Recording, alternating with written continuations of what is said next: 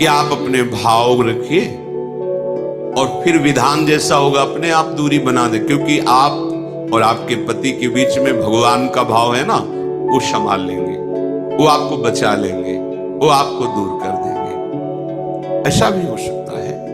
अलग अलग मायाकृत रूप है और आंतरिक भाव में जाएंगे जब विचार पे, तो आपके ही कर्म का फल भुगताने के लिए ऐसा स्वभाव वाला पति दिया गया है, ऐसी भावना। तो हमारे ही कर्म निश्चित, अपने कर्म के प्रभाव से ही पति का वर्ण होता है। जैसे हमारे कर्म गायत्री के अनुष्ठान के द्वारा गायत्री जी को प्रसन्न करके जो कन्या प्रकट की थी, उनका नाम सावित्री जी हुआ था।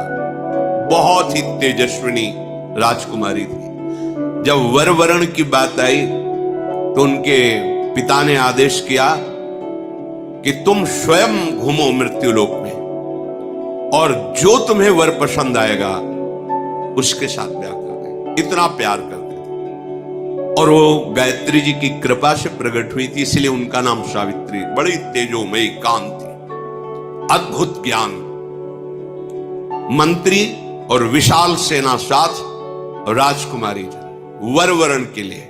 स्वयं तुम देखो, बहुत राजकुमारों को देखा, मन में ही नहीं आया। जंगल से गुजर रही थी, देखा एक लकड़हारा लकड़ी काट रहा है, दृष्टि गई, देखते ही लगा ये मेरे प्राणपति। रुक गए। मंत्री से कहा आदर से इनको नीचे उतारो। वो तो क्या अपराध बन गया, सैनिक घेरे हुए हैं, राजमंत्री।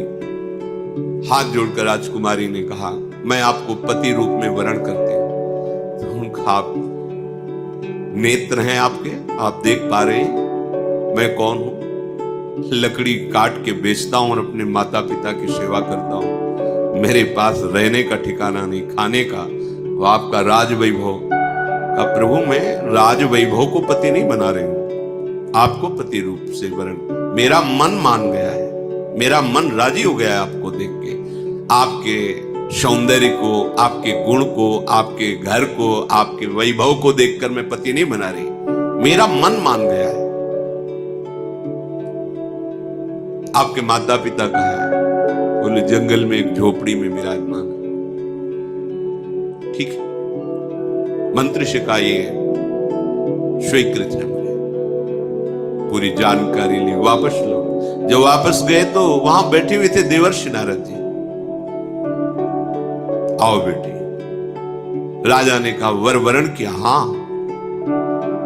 मंत्री ने पूरी बात बताई। देवर्षि नारद जी ने कहा नहीं नहीं नहीं, गलत हो गया। तो बोले आप यही देख के तो कह रहे होंगे ना कि घर नहीं है, संपत्ति नहीं है, तुम राजकुमारी हो, कैसे निर्वाह होगा? ये सब मैं जान रही हूं, नहीं है उनके पास। बोले नहीं, एक बात और है, वो ज्यादा दिन जीवित नहीं रहेंगे। 1 वर्ष में उनकी मृत्यु का योग है, वो मर जाएंगे। बहुत है, ये देखो निष्ठा देखो, बहुत है 1 वर्ष। अगर मैं एक दिन भी उनके नाम का सुहाग भरने को पा गई तो आज जीवन निर्वाह कर जाऊंगी उनके लिए। कैसा हमारा देश यति और सतियों का देश है।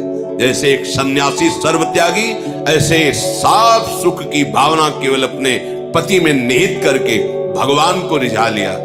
ये वो पातिव्रत धर्म है। अब सब भगत ही थोड़ी होते हैं, सब धर्म से ही थोड़ी चलते हैं। नारद जी बहुत प्रसन्न। उन्होंने कहा एक बार जिसका वरण कर लिया बस।